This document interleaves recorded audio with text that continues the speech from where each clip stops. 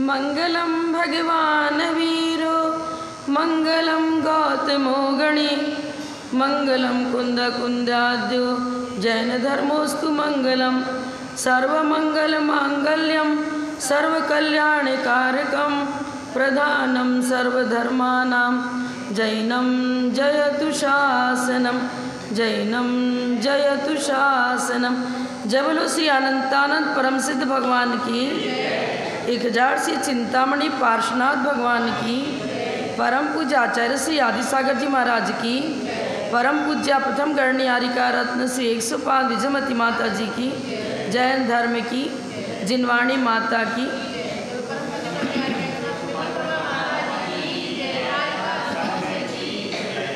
श्री आदि सूर्य कुल दीपिका गणनी प्रथम महान महावीर कीर्ति गुरुदेव की प्रतिमूर्ति समयाप निष्कलंक हर गुण अमल निरतिचार व्रतपाल धर्म ध्वजा गणनी प्रथम नमो तुम्हें हर श्वास नमो तुम्हें हर श्वास।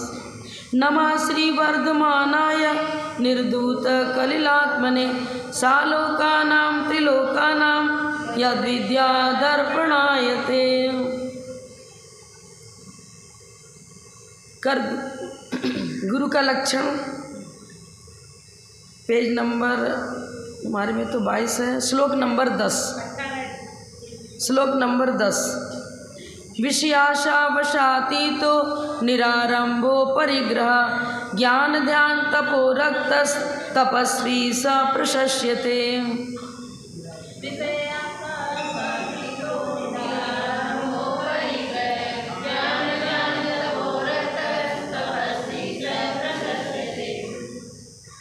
ज्ञान ध्यान तपो रखता, आज इसी की चर्चा करेंगे। ऊपर के लाइन का अर्थ कल बता दिया था। ज्ञान तो आत्मा का स्वरूप है, जीव का। जीव किसे कहते हैं? उपयोगो जीव लक्षणम। ज्ञानोपयोग और दर्शनोपयोग, उपयोग के 2 भेद हैं। पर यहाँ गुरु के लक्षण में बताया ज्ञान ध्यान तपो रखता। एकेंद्रीय से लेकर पंचेंद्रीय तक सभी जीवों में ज्ञान शक्ति है। फिर अलग से मुनिराज के लक्षण में इन्होंने ज्ञान ध्यान की चर्चा क्यों करी? कुछ न कुछ विशेषता है।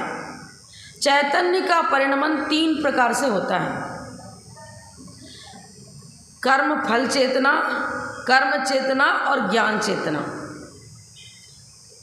जहाँ जहाँ जीव है वहाँ वहाँ ज्ञान है, जहाँ जहाँ ज्ञान है वहाँ जीव है।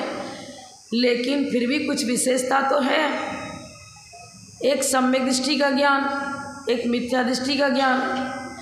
एकेंद्रीय जीव में चेतना शक्ति है, पर उसको कर्म फल चेतना बोलते हैं। कर्मों के फल को सिर्फ भोगता है वो। पेड़ पौधे हैं, पृथ्वी है, जल का एक है, अग्नि का एक है, ये अपनी वेदना व्यक्त नहीं कर सकते।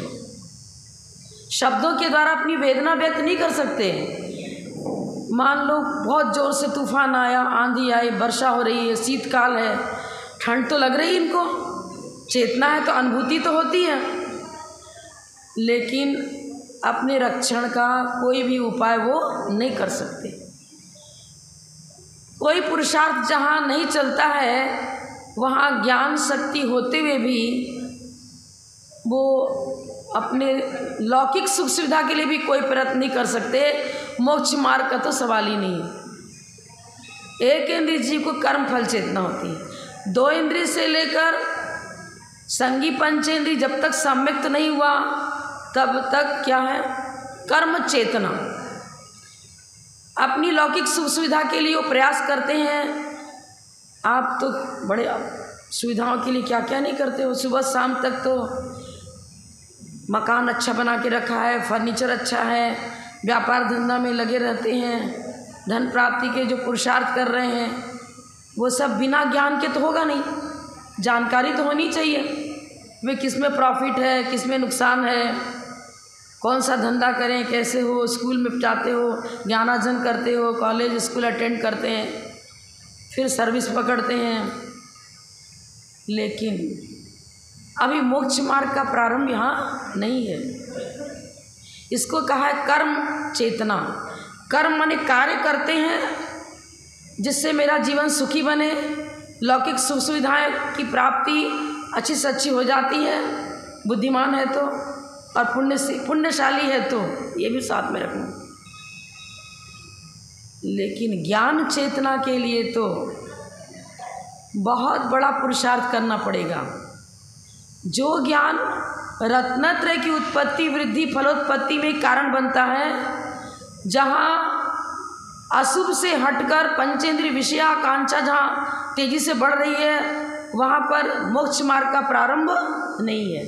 मैंने एक बार आपको बताया था, आचार्य कल्पश्रुत सागर महाराज जी ने जैन गजट में एक लेख निकाला था, उसमें उन्होंने लिखा है, मुख्य पॉइंट उनका ये है कि हिंदू धर्म का जहाँ अंत होता है उसके आगे से जैन धर्म का प्रारंभ होता है।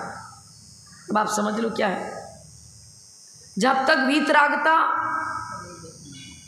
के प्रति हमारा अनुराग नहीं जगता, वीतरागी वैराग्य, पंचेंद्रिय विषय भोगों से उदासीनता, त्याग और वैराग्य की भूमिका हिंदू धर्म में नहीं के बराबर है।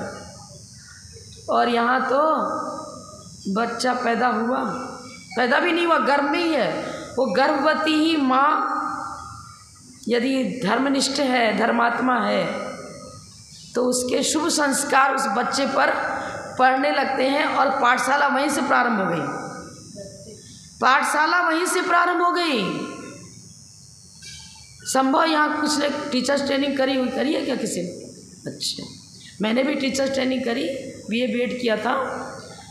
तो वहाँ जो टीचर्स लेक्चरर हैं वो टीचर्स को पढ़ाते हैं, वहाँ तो टीचर ट्रेनिंग, वो क्या बताते हैं, नैतिक उत्थान के बिना बौद्धिक विकास, मानसिक विकास, शारीरिक विकास कुछ भी संभव नहीं है।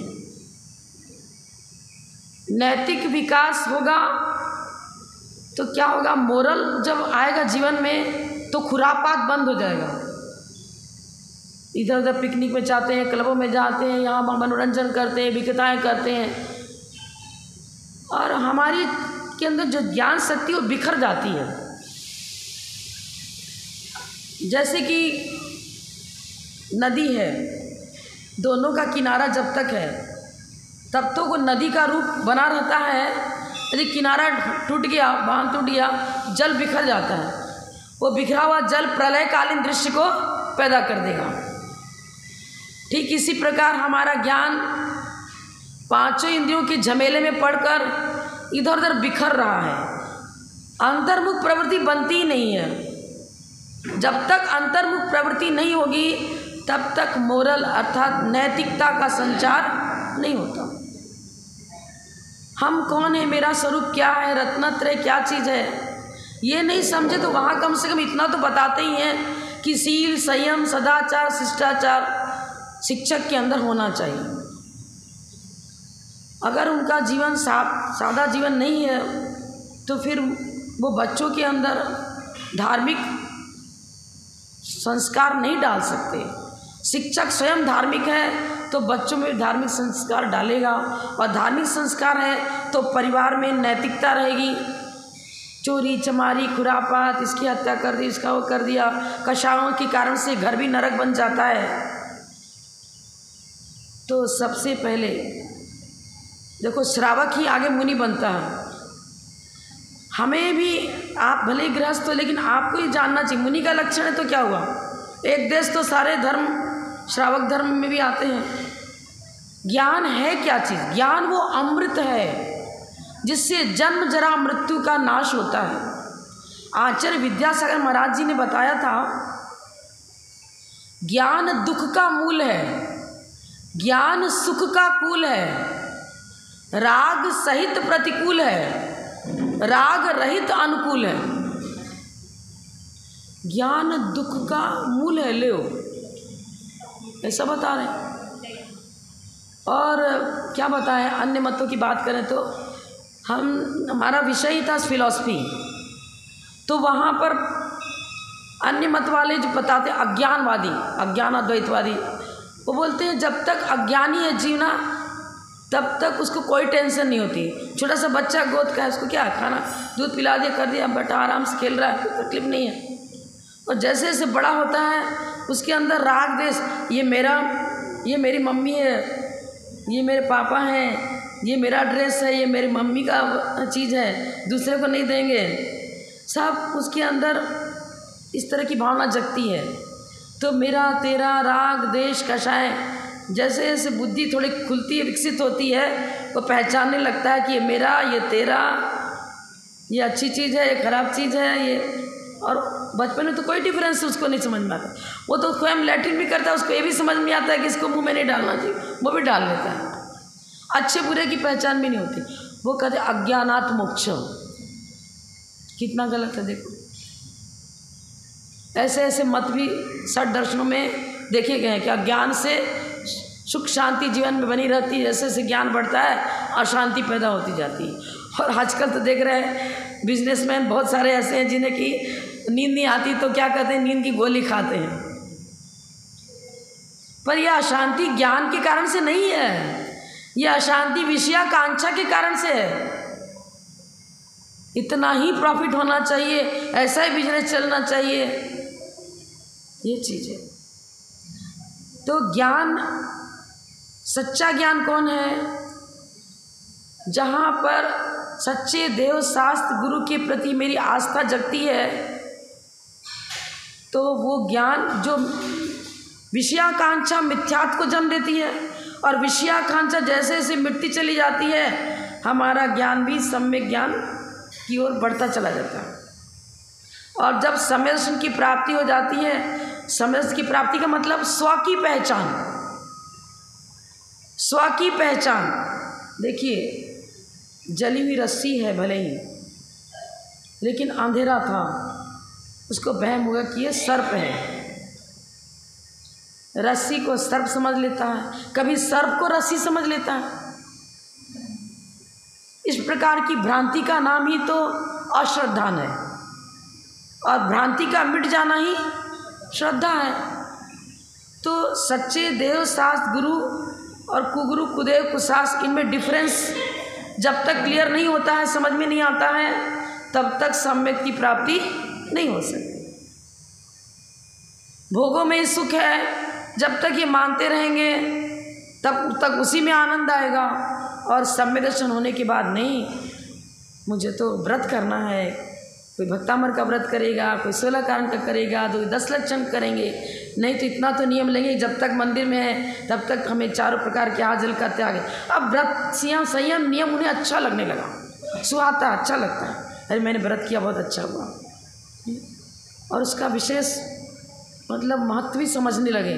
क्या इससे संवर और निजरा होती है, इससे पाप के बंध से हम छूटते हैं। तो पाप से के बंध से छूटने की भावना प्रारंभ हुई और आप मोक्ष मार्गी बन गए। और जब तक पाप और पुण्य दोनों में अंतर नहीं समझा, अरे हनुमान जी के भी चलो ना, चमत्कार तो होता ही वहाँ भी तो, अरे वो हमसे तो बड़े ही है, सब पूज तो है ही, भगवान करते हैं, क्या हो गया? कांच और हीरे की पहचान नहीं हुई। पीतल भी पीले कलर का है और सोना भी पीले कलर का है। यदि पहचान नहीं है तो ठगा जाओगे। क्या होगा?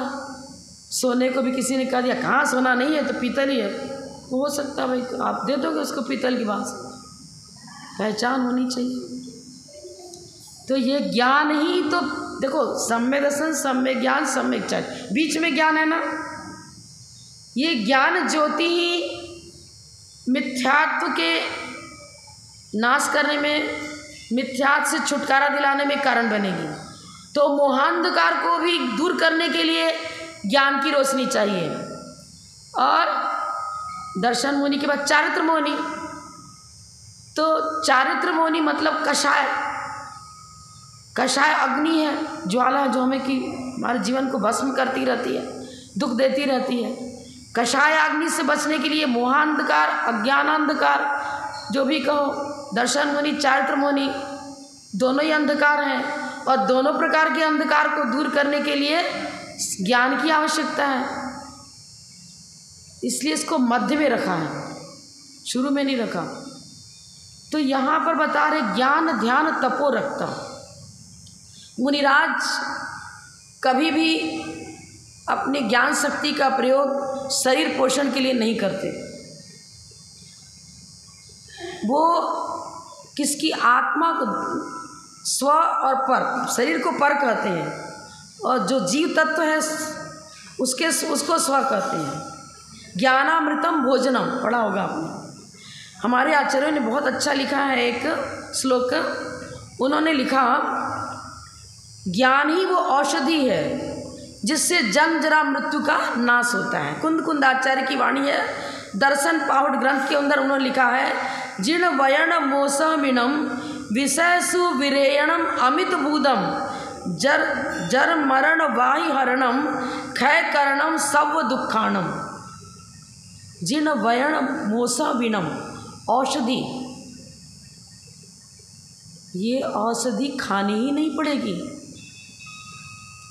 यदि पुण्यशाली जीव है और उसने असाता का बंध ही नहीं किया है तो रोग होता ही नहीं है। अब आपको कि सब पुण्य, आप लोग भी तो बहुत पुण्यशाली हो, महाराज हो गए, रोग तो होता ही, दवाइयाँ तो आप खाते ही हो। अरे इस भव का टैक्स नहीं चुका रही हूँ मैं। पूर्व भव में बांधा है असाता तो उसका तो चुकाना ही पड़ेगा।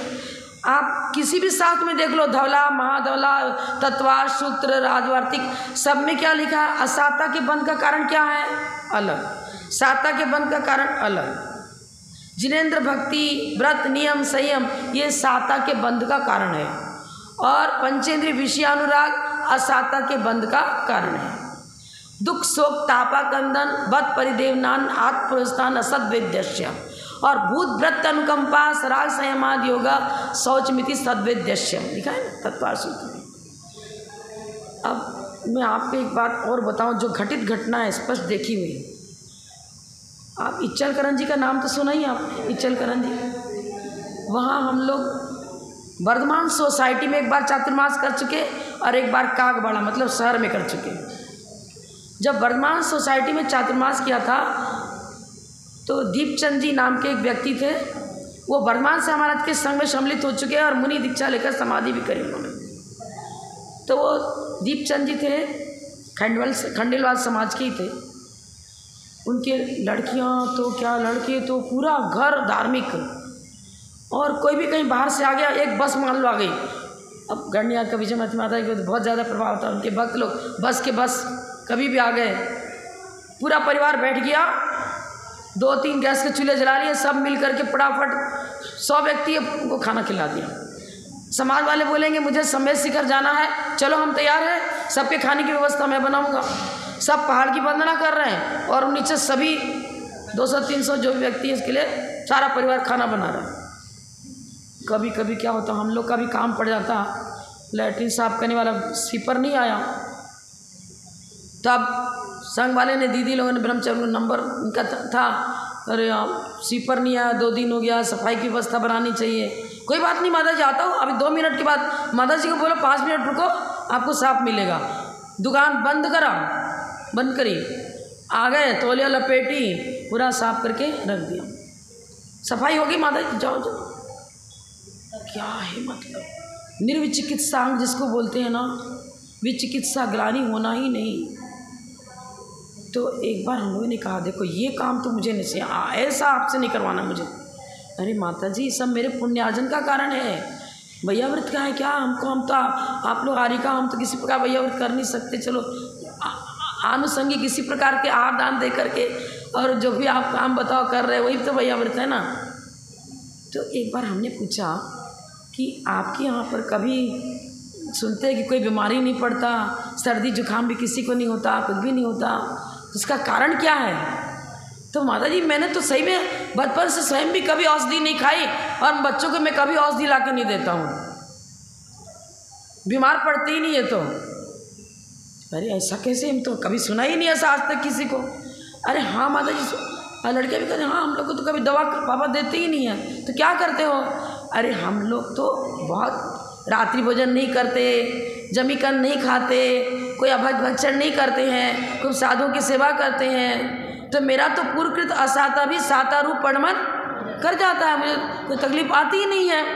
क्या है यार। और चैलेंज दे के बोल रहा था, ना मैं बीमार पड़ता हूँ ना बीमार पड़ूंगा, मेरे बच्चे भी बीमार कभी नहीं पड़ेंगे माता जी, मैं चैलेंज दे के बोल सकता हूँ। अरे ऐसा कैसे बोल रहा है तू?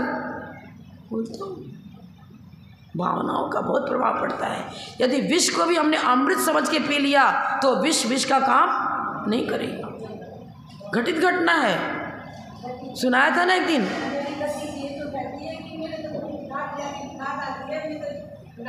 बस भक्तांबर का पाठ। हमारे संग में एक बड़ी माता जी की बड़ी बहन थी, गुलकंदी बाई उनका नाम था, किशनगढ़ में रहती हैं और जानते होंगे आप लोग, छावड़ा परिवार है, निर्मल जी छावड़ा परिवार। उनकी माँ की समाधि स्यादतमती माता जी ने कराई जयपुर में। कोई भी बीमार पड़ो, भक्तांबर ऐसे जल रख लेंगे सामने, पूरा भक्तांबर पढ़ेंगी, फूला रहेंगे, पी लो ठीक हो जाओगे। और उसके पोता पोती बीमार पड़े, दादी भक्तांबर दे दो ना, मुझे बुखार हो रहा है दादी, ले उनको भी यही आस्था है। अब पी लिया, बोले हाँ ठीक हो गए। वो कथानक है ना कि आचार्य विमल साहब महाराज जी ने राख की पुड़िया राख चूल्हे में से निकाल के दे दी और कहा जा इसको चाशनी में खा लेना, बुखार ठीक हो जाएगा, और ठीक हो गया। आस्था। और क्या करते वो लोग, आप लोग डॉक्टर के दौड़ते हो, वो डॉक्टर क्या है ना, जो दवाई देता है उससे साइड इफ़ेक्ट ज़्यादा आता है। रोग तो थोड़ा ठीक हो जाता है लेकिन साइड इफ़ेक्ट के कारण से दूसरा एक और असाध्य रोग पैदा हो जाता है। कैसा भी तेज बुखार हो, मान लो कि कितनी भी कोशिश करने पर बुखार ठीक ही नहीं हो रहा है। नीम होता है, नीम का पेड़, नीम में से जो पतली पतली सीकें होती हैं उसमें पत्तियाँ फंसी रहती हैं। चलो पत्ती का तो हम नहीं कहेंगे क्योंकि हमको स्वयं त्याग, पत्ती निकाल दी, सीख एक गुच्छा बना लिया, सीख का ताज़ा सीख लाए, कुचल दिया और उबाल दो, अच्छे से शक्कर डाल दो और पी लो।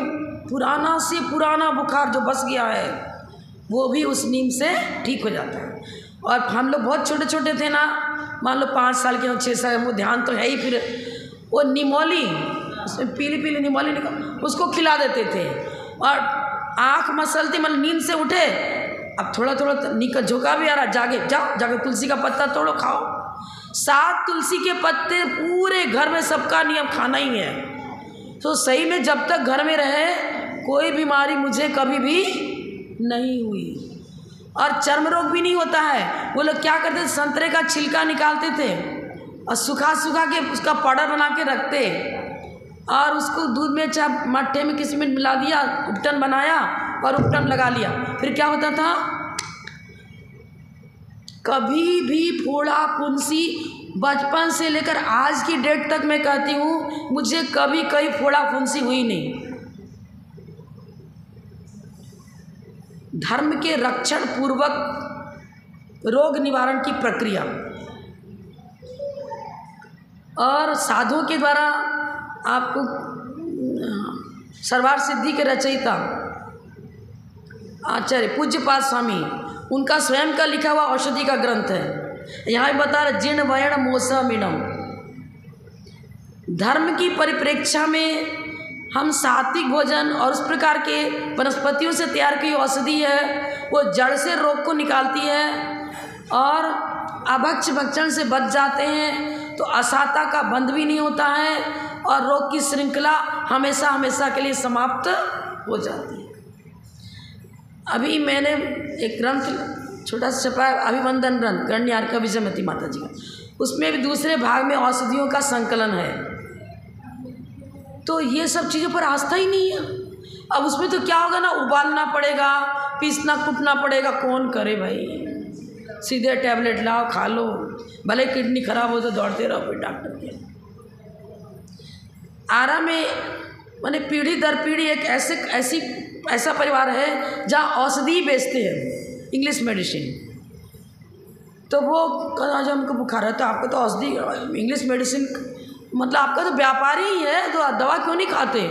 अरे मेरे घर वाले, मेरे पति, सास ससुर कहते हैं नहीं इंग्लिश मेडिसिन नहीं खाने दूंगा, ये तो जहर है। अरे जहर बेचते क्यों फिर? अरे मेरा तो खानदानी व्यापार चल रहा है, लेकिन घर में सिर दर्द की भी एक दवा, एक गोली भी नहीं खाने देंगे। बोले ये तो बहुत हानिकारक, एक गोली भी जैसे कि लाइटली मीठा जहर होता है ना, वो शुरुआत में अपना दुष्प्रभाव नहीं डालेगा, फिर धीरे धीरे ऐसा खतरनाक दुष्प्रभाव डालेगा कि फिर करोड़ों की संपत्ति डॉक्टर के यहाँ जाने लगेगी। बस आयुर्वेदिक दवाओं में बहुत बड़ी शक्ति है। और आयुर्वेदिक के रचयिता कौन है? द्वादशांग में ही भगवान की वाणी से ही उस जड़ी बूटियों का स्वरूप, लक्षण, उनका प्रभाव, ये औषध शास्त्र जो है ना अपने जैन आगम से ही निकला हुआ है, जैन शास्त्र से ही निकला हुआ है। जिन वचन पर श्रद्धा होगी तो कभी भी इंग्लिश मेडिसिन की तरफ नहीं दौड़ोगे। ठीक है, कोई ऐसा एक विशेष कारण पड़ गया तो अब जाना ही पड़ा, फ्रैक्चर हो गया, अचानक कुछ हो गया, लेना इमरजेंसी में हम ये नहीं करा आप ना करो, लेकिन थोड़ा सिर दर्द हुआ टैबलेट खा लिया, पेट दर्द हुआ टैबलेट खा लिया, थोड़ा सा टैबलेट खा लिया, ये क्या है? बहुत हानिकारक है। जिन वयण मोसमिनम, आज आचार्य विद्यासागर महाराज की, हम लोग नागपुर गए थे, वहाँ आचार्य विद्यासागर महाराज की शिष्या मंजू जैन, मतलब व्रती नहीं गृहस्थी है, कैंसर तक की बीमारी को उसने भक्तामर के प्रभाव से ठीक किया है। विदेशों में भी उसकी रेखी जाती है, वहाँ जाकर उसको ठीक करती है। बहुत अपने परिणामों का प्रभाव इतना ज़्यादा पड़ता है कि आप पूछो मत। ये रेखी क्या क्या आप लोग सीखते हैं ना, डिग्रियाँ लेते हैं, उसकी भी तो यहाँ बैठे बैठे झाड़ा दे देते हैं मंत्र से, और वो कहीं भी वो ठीक हो जाता है। भावनाएं, ये महावीर जी बोरा जो आए थे, इसकी पत्नी है, वो सबका करती रहती है ये काम, उसने डिग्री ली है इसकी। तो हमने कहा हम लोग तो क्या, हम तो भक्तामर का जाप करते हैं और चिंतन करते हैं और ऐसा सोचते हैं कि भगवान की ऊर्जा, उनकी आभा मंडल से मेरा पूरा शरीर घिरा हुआ है और ऊर्जा मिल रही है, पॉजिटिव, निगेटिव ऊर्जा हटती चली जा रही है। अरे माता जी, यही तो जो जैन धर्म है वही तो हमारी रेखी भी करती है। और करती क्या है? अपने इष्ट देव का स्मरण करते हैं, अपने इष्ट देव का स्मरण करते हैं और उसी का प्रेषण करते हैं रोगी के तरफ मंत्रों से।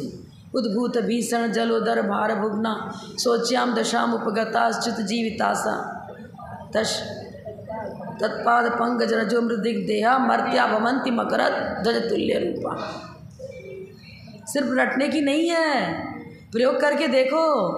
आचार्य शांति सागर महाराज के पास एक व्यक्ति गया, उसने कहा महाराज मैं मिथ्या मंत्रों का प्रयोग करके सर्प का विष उतारता हूँ। उन्होंने सबको तो मिथ्यात्व का त्याग कराया, पर वो वहाँ बैठा था, उसने त्याग किया नहीं। फिर महाराज के पास क्वेश्चन किया उसने कि अब मैं क्या करूँ, मेरी परिस्थिति ऐसी है, ये तो लोकोपकार की बात है, तो इसको छोड़ना आप कहो कैसे? छोड़ना तो कर नहीं चाहता मैं, क्योंकि कई लोग मुझे बुलाने आते हैं और उनको फिर जीवन दान मिलता है, विष उतर जाता है। तो महाराज ने कहा अरे जैन धर्म तो और ज़्यादा शक्तिशाली है। नमोकार मंत्र सब पाप प्रणाशनम, सभी पापों का नाश करने वाले, क्या इसमें बहुत अधिक शक्ति है। जब कांच भी चमक दे रहा है तो कांच और हीरा तो और ज़्यादा चमक देगा। अंतर समझो आप। उसने कहा ठीक है आप बताओ। तो महाराज ने उसको अपने विशापार स्तोत्र में भी है कौन सा मंत्र दिया, वो तो आप उनके उसमें जीवन चरित्र में देख लेना।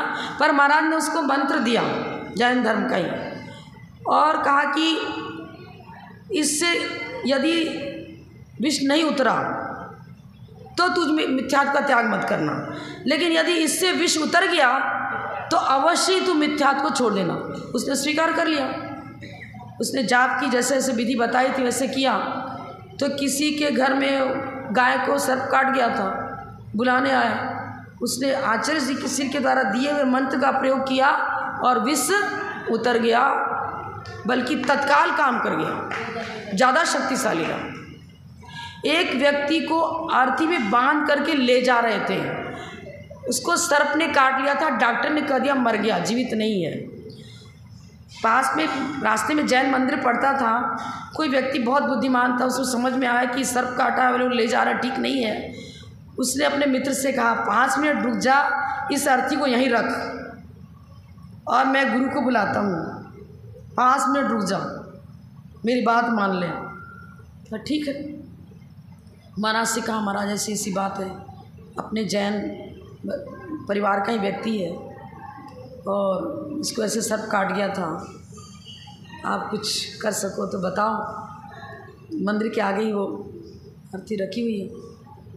तो महाराज कहे कब काटे क्या, उनको कुछ समझ में आया, उनका भी ज्ञान बहुत आचार्य विमल साहब महाराज शिष्य का इतना था, निमित्त ज्ञानी थे, तो उनका तो गुरु का तो कहना ही क्या। तो उनको लगा कि हाँ ठीक हो जाएगा कुछ, तो उन्होंने वो आ गए, खुलवाया, विषापार मंत्र से झाड़ा दिया और बैठ गया वो तो उठ के।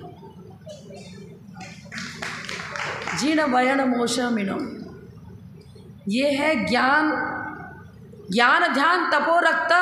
कुशल वैद्य कौन है, कुशल वैद्य कौन, ये पहचान कराना है मुझे। तो ज्ञान ध्यान तपो रखता, जो ज्ञान ध्यान तप में सदा अनुरक्त रहते हैं, उनसे बड़ा वैद्य दुनिया में कोई भी नहीं है। समो शरण के अंदर गूंगा बोलने लगता है, बहरा सुनने लगता है, लंगड़ा चलने लगता है, और जो भी किसी को रोग है, यहाँ तक कि गर्भवती स्त्री 9 महीना उसका पूरा ही है, लेकिन समो शरण में बैठे रहते प्रसूति की पीड़ा उसको नहीं होगी, सिर दर्द नहीं होगा, कुछ भी नहीं होगा, पूरी निर्मल स्वस्थ शरीर रहेगा, वेदना का संचार होता ही नहीं शरीर में, क्योंकि भगवान की ऊर्जा मिल रही है। और भक्तामर में किया क्या जाता है, ओम ह्रीम रमण अखिल मान शरणम झम जौनमा, ओम न भगवती क्षुद्र पद शांति कारणी, रोग कष्ट जरोप शवनम शांतिम कुरु कुरु नमा, ये उसका मंत्र है। अब जिसका ध्यान करके उस पर मंत्र का संचार कर रहे हैं, ये मंत्र शक्ति वहाँ पहुँच रही है और उसका शरीर निरोगी बनता चला जाता है। लेकिन देने वाला तो प्रक्रिया सही कर रहा है, लेकिन स्वयं अरे कहा होगा कि नहीं होगा, ऐसा होता है क्या। श्रद्धा नहीं है तो कुछ नहीं होगा। वो धनंजय कवि क्या था, श्रावक ही तो था, अविरत सम्यक दृष्टि था, कोई ज्ञानी ध्यानी तपस्वी नहीं था, लेकिन अकाट्य श्रद्धा थी। अपने पुत्र को के विष को कैसे दूर किया, गंधोदक डाल दिया, शांति धारा का जो गंधोदक था, उस मंत्र का इतना सत्प्रभाव हुआ कि वो बच्चा उठकर बैठ गया, सर्प का विष निकल गया। ज्ञान, वो ज्ञान जो सम्यक दर्शन सहित है, सच्चे देव साथ गुरु के प्रति आस्था बनाओ, और फिर आप जिस चीज़ का प्रयोग करोगे वो सब कार्य अपने आप होता चला जाएगा। बाधक सामग्री हटती चली जाएगी और साधक सामग्री प्राप्त होती चली जाएगी। किसी भी, चाहे वो सामाजिक कार्य हो, पारिवारिक हो, देश समाज और राष्ट्र के उत्थान की बात हो, जो भी हो, सब प्रॉब्लम अपने जैन मंत्रों से सब कुछ संभव है। लेकिन हमारी आस्था माइनस पर माइनस जा रही है, इसलिए हम उस कार्य से अपने साध्य को सिद्ध नहीं कर पा रहे। राजेंद्र प्रसाद ने, भूतपूर्व राष्ट्रपति, उन्होंने अपने संसद में एक बहुत बड़ी बात कही थी। गणियार का विजयमती माता जी ने तो स्वयं राजेंद्र प्रसाद का सम्मान किया था, बताया भी था एक दिन मैंने। उन्होंने कहा कि यदि हमारे देश में एक भी दिगंबर साधु तपस्या कर रहा है तो मेरे देश का कोई भी बाल बाका नहीं कर सकता है। जब देश संकटग्रस्त हुआ तो उन्होंने अपने संसद में ये बात कही थी। और राजेंद्र प्रसाद जी की पत्नी अपने पतिदेव को भी रसोई घर में बाहर के कपड़ों से नहीं घुसने देती थी। कपड़ा बदलो, शुद्ध वस्त्र पहनो, तब चौके में भोजन करने आना। सात्विक जीवन था। राजा महाराजा भी सात्विक भोजन करते थे। देश में हिंसा का कांड नहीं के बराबर था, लेकिन कांग्रेस पार्टी ने मुसलमानी राज्य स्थापित कर दिया। घोर हिंसा हो रही है, पॉजिटिव ऊर्जा मिले कहाँ। पशुओं की चित्कार से नकारात्मक की देश होता चला जा रहा है। अभी भी जो कुछ संस्कृति रक्षित है अपने देश में, वो धर्म से रक्षित है, चाहे कोई भी धर्म हो। लेकिन मुख्यतः तो जैन धर्म ही बनेगा, क्योंकि अहिंसा की जैसी व्याख्या जैन धर्म में है वैसी कहीं भी नहीं है। एक इंद्रिय से पंचेंद्रिय तक सभी जीवों के रक्षण की भावना है। आपको हम नहीं कर पाते, कर सकते हो आप भी। आपको हम है, आप कोई भी, मान लो पंखा चल रहा है, नहीं रह सकते, अपना शारीरिक स्थिति ऐसी है। लेकिन जैसे पंखा चलाया, जाते समय बंद करके भी जाओ। अरे ये तो माली का काम है। अरे माली हर समय थोड़ी पंखा खोलने और बंद करने आ रहा है। चलाने के समय तो आप नाम नहीं ले, तो माली आके चलाएगा, जो खुद बैठे और तुरंत चला दिया। कोई गर्मी सहन नहीं हो रही अपने को तो उठ के चल देते हो। बोरिंग चालू करी, जब दूसरा हल्ला मचाएगा, अरे भर गया बंद करो, ठीक है किया तो किया, नहीं तो और टूट जा कर देंगे ना, कोई क्या। अगर आपने एक लोटा जल भी व्यर्थ किया तो इसको कहने अनर्थ दंड, बिना प्रयोजन हिंसा हुई। और बिना प्रयोजन जो हिंसा होती है वही तिर्यंच और दुर्गति, नरक, तिर्यंच आदि के आश्रम में कारण बनती है। आवश्यकताओं की पूर्ति का निषेध नहीं है। खाओ भी, पियो भी, घर में रहो, सुख सुविधाएं भी चाहिए, लेकिन अनावश्यक पाप का बंध तो मत करो। सम्यक ज्ञान यही बताता है। ध्यान रखो कितने मिनट पर, कितने सेकंड पर आपकी टंकी भर जाती है। ठीक है, वहाँ खड़े नहीं रह सकते, लेकिन एक बार अंदाज लगा लिया भाई इतने मिनट पर ये काम पूरा, तो तुरंत जाकर स्विच बंद करो।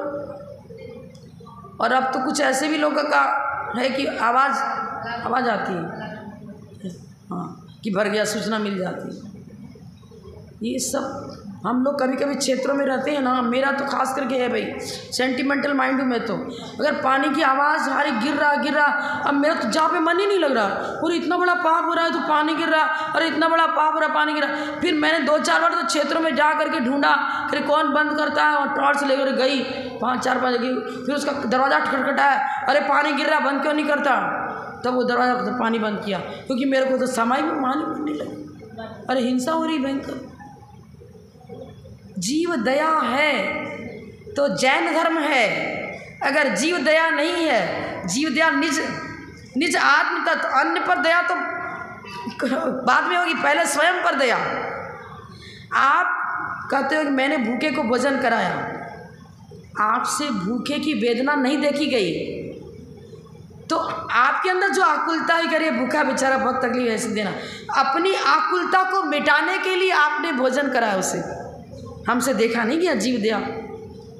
हम अपने पर करुणा, आपके अंदर करुणा आई, दया आई, और करुणा धर्म अपना धर्म है। अपने निज धर्म की रक्षा के लिए हमने रोगी को औषध दान दिया, भूखे को भोजन दिया, अभय दान दिया किसी को।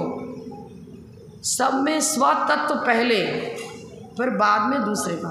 आपने स्कूल की कॉलेज में पढ़ा होगा, एक जज जा रहा था अपनी गाड़ी से, फोर व्हीलर से, देखा कीचड़ में एक सुअर पड़ा हुआ है, सुअर। तो उसने क्या किया, गाड़ी रोकी, कीचड़ में उतर गया और सुअर को कीचड़ से निकाला, उसका शरीर धोकर के स्वच्छ कर दिया। उनको आकुलता हुई कि नहीं, करुणा दया की लहरें अंतर में उठने लगी।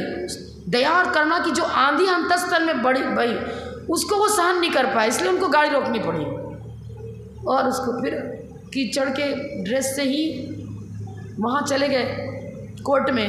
लोग हंसने लगे, अरे क्या करके आया तो। कुछ नहीं, समय पर आना था। मैं जज हूँ, यदि मैं ही समय पर ना पहुँचूँ तो अनुशासनहीनता स्वयं की क्लियर होती है, इसलिए मैं समय पर आ गया। ड्रेस चेंज करने जाता तो दूर है, यहाँ पर आधा घंटा भी लेट हो सकता था। दोनों ही धर्म का मुझे पालन करना था। अब लोग देखने लगे, क्या है, ऐसा व्यक्ति ही सही जजमेंट देता है। आज तो आपने 1 करोड़ घूस दे दिया, तो भले ही गलत था उसका पक्ष, लेकिन जज क्या करेगा, आज का जज फैसला किसके पक्ष में करेगा, जिससे पैसा मिला उससे। लेकिन अपनी प्राचीन संस्कृति, नागरिकता, एक आदर्श नागरिक, टीचर ट्रेनिंग बताते हैं, देश को आज देश के उत्थान के लिए हीरा मोती माणिक सोना चांदी नहीं चाहिए, एक आदर्श विद्यार्थी चाहिए, एक आदर्श शिक्षक चाहिए। नैतिकता जिसके जीवन में है वही व्यक्ति देश का कर्णधार बनता है। देश की संस्कृति का रक्षण उसी से होता है। देश की समृद्धि पुण्य से होगी, और पुण्य का मतलब धर्मात्मा हो। आज जैन धर्म, जैन परिवार से ही पुण्य की व्याख्या उठती चली जा रही है, पाप में जीवन बनता चला जा रहा है, लग्जरी लाइफ हम जैनियों का ही बन रहा है। ये जैन संस्कृति का लोप ही तो छठे काल के दृश्य को पैदा करेगा, और कौन करेगा। समय हो चुका, तो ज्ञान ध्यान तपो रक्त। ध्यान कोई माला लेकर बैठने की आवश्यकता नहीं है। हर समय मेरा ध्यान ये रहे कि मुझसे कोई ऐसा काम ना हो जिससे पाप का बंध होता है, जिससे हमारा जीवन, हम भूखे रहने को तैयार हैं लेकिन आलू नहीं खाएंगे कि इससे पाप का बंध होता है। अपना भविष्य सुधारेंगे, मूली नहीं खाएंगे, गाजर नहीं खाएंगे, क्योंकि ये पाप का बंध का कारण है। एक बार रूखा खा लोगे, लेकिन पाप से जो असाता का बंध होता था और भवभव में शारीरिक रोग की सृजन होता था, तो भवभव के शारीरिक रोगों से हमारा बचाव होगा। इसलिए हम अभक्ष भक्षण नहीं करेंगे। इस प्रकार का अपना चर्या सही बनाना, यही तो सावधानी रखना ही तो ध्यान है। सावधानी रखना ही ध्यान है। माला लेकर बैठे, भगवान का नाम ले रहे इसलिए कि भाई अशुभ से मेरा मन हटे, पाप से बचें। चलते फिरते उठते बैठते भी आप धर्म ध्यान पूर्वक अपनी चर्या कर सकते हो। रोटी बनाते समय भी, करते समय भी, कोई ऐसा नहीं कि आँख बंद करके आए, चाय पीनी थी और झट से माचिस जला दिया। अरे पहले देखो, हो सकता है उसके अंदर जीव घुस के, चींटियाँ घुस के बैठ जाती है, कभी शक्कर वक्कर का कुछ गिर गया, अंश तो बिट लगा, पहले देखो ना। ये सब शुभोपयोग है। जिस समय आप भोजन बना रहे हो, झाड़ू लगा रहे हो, कुछ भी घर की सफाई कर रहे हो, उस समय यदि आपका जीव रक्षण के प्रति ध्यान रखते हुए कार्य कर रहे हो तो धर्म ध्यान है, और वो व्यक्ति सम्यक दृष्टि ही है। और ऐसा नहीं कर रहे हो तो शुभोपयोग नहीं रहा और वही गलत हो जाता है। ज्ञान ध्यान तपो रखता मात्र मुनिराज के लिए नहीं, मुनिराज के लिए 100% है, सर्वदेश है, और गृहस्थ के लिए एक देश है। तो समझ लो क्या बता रहे हैं। अंशांश में गृहस्थ को भी पंचेंद्रिय विषयाकांक्षाओं को कम से कम माइनस करना चाहिए, और अपने ज्ञानार्जन करते हैं। मनुष्य विवेकशील है, हमने कई बार बताया, विविक्तम करोति पापातिथि विवेकम। जो पाप से हमें विविक्त करे, रहित करे, उसी को विवेकी कहते हैं। बैठते समय भी थोड़ा ध्यान दो, चलते समय थोड़ा ध्यान दो। कोई जीव तो नहीं हमारे पैर से मर जाए, फट से दौड़ गए, अरे क्या दौड़ गए भाई, धीरे धीरे चलो, समिति पूर्वक चलो। तो वो क्या होगा, गृहस्थ जीवन में भी हमारे आचरण लिखा है, निर्मोहो मोहिनो, मतलब यहाँ लिखा तृतीय शावकाचार्य में आएगा कि मोही मुनि की अपेक्षा निर्मोही श्रावक अधिक निर्जरा कर लेता है। लो कितना बड़ा स्थान। और हम बड़ी माता जी बताती थी कि जिस समय आहार देते हो वहाँ पर मुनिराज का हाथ नीचे रहता है, आपका हाथ रहता है ऊपर। मुनिराज तो आहार करके उस समय पुण्यार्जन नहीं कर रहे, मतलब आहार कर रहे, आहार संज्ञात है, वो तो भोजन की तरफ उपयोग है, ठीक है, अंतराय पाल के करेंगे, धर्म ध्यान भी है। लेकिन देने वाले का तो इतना बड़ा पुण्य है, आहार दान में ज्ञान दान भी है, औषध दान भी है, अभय दान भी है, सब कुछ है उसमें। क्यों? वो आहार ही हमको एनर्जी देता है तो हम स्वाध्याय कर पाते हैं। तो आपने ज्ञान दान दिया, वो आहार ही हमारे रोग का शमन करता है। औषधि भी देते हो ना, आहार दिन सात्विक भोजन देते हो, डाइजेस्ट हो सके ऐसा देते हो, तो औषधि बन गया।